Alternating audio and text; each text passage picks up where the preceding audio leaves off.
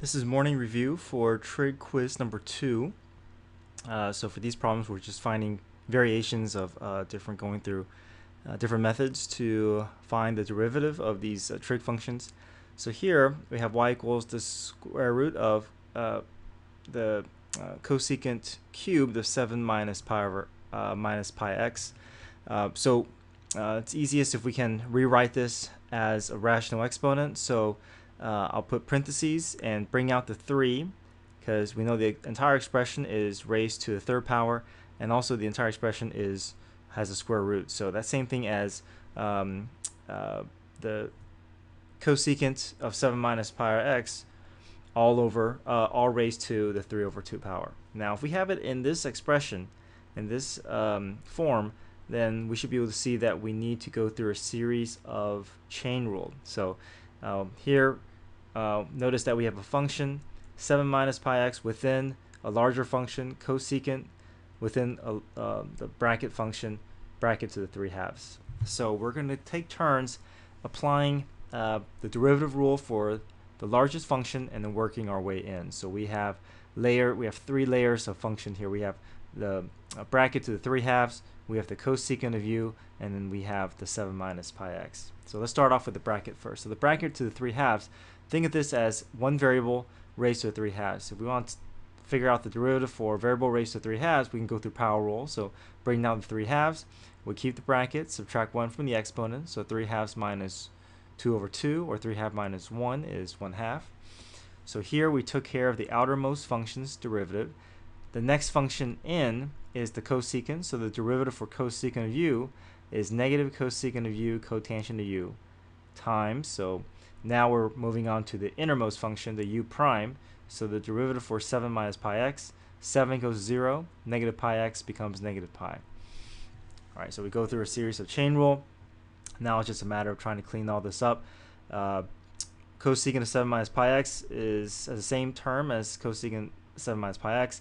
We can combine these by adding exponents. So this is raised to the 1 half, this is raised to the first power, so 1 plus 1 half is 3 halves. And then cotangent of 7 minus pi x comes next, and then the negative pi, we can pull this out in front along with the 3 over 2, and the two negatives will just cancel out to be positive. Alright, number 2, cosine of x to the 5th all over cosecant of e to the x, of ex. So we can maybe bring this up. We can go through quotient rule, but we see the cosecant in the denominator. So if we pull the cosecant up front, up to the top, it'll become sine. So makes it a little bit easier if we can just apply product rule here. So product rule, this will be my f function, this will be my g function. So we can do f prime g plus f g prime. So I'm going to label this here f prime g plus f g prime. So f prime, we start off with cosine of u. So the derivative for cosine of u is negative sine of u times u prime. The derivative for x to the 5th is 5x to the 4th. That takes care of f prime. So f prime g is the original sine of ex function, plus f, so bring that down, cosine x to the 5th, no changes needed. Now we can do g prime. So the derivative for sine of ex, in other words, the derivative for sine of u is cosine of u, so cosine of the original function u, times u prime. The derivative for ex is going to be just e. E is just a coefficient in front of x. E is not a variable, it's just a irrational number. Right, so from here, we can try to clean this up a little bit more. We can pull the 5x to the 4th out in front. There's actually not much that we can do more with this. So we have our derivative here.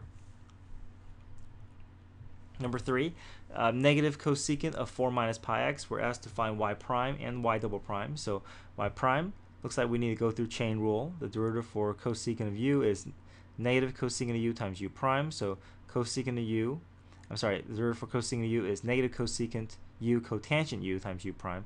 So negative cosecant of u cotangent of u times u prime. A lot of negatives to keep track of, so 3 negatives combined to be just a negative 1 in front. I pull the negative pi in front, and here's our first derivative. All right, to get to our second derivative, we have to go through product rule. So I'll treat this entire expression as my f prime, and this is my g. Sorry, f and g, not f prime yet. Okay, so I'll treat this like my f, treat this like g. So product rule, f prime g plus f g prime. All right, so the derivative for cosecant of u is negative cosecant of u, cotangent of u times u prime, that's f prime, and then times g, so the original function comes down, plus the original f function times the derivative for cotangent of u. So the cotangent u's derivative is negative cosecant squared of u times u prime. So the derivative for 4 minus pi x is just negative pi. And from there, clean up a little bit more, and here we have our derivative. Okay, two more here. Number 4, we want to find dy over dx for this function. X cosine of y is equal to tangent of y minus 3x. Notice that the x and y's are not nicely separated, so we have to go through implicit differentiation. So on the left side here, x cosine of y, these are two separate variables, two separate functions related to one another by product multiplication. So we have to go through product rule, and within product rule we have to make sure we keep track of y's derivative with dy dx. So implicit is going to be applied here.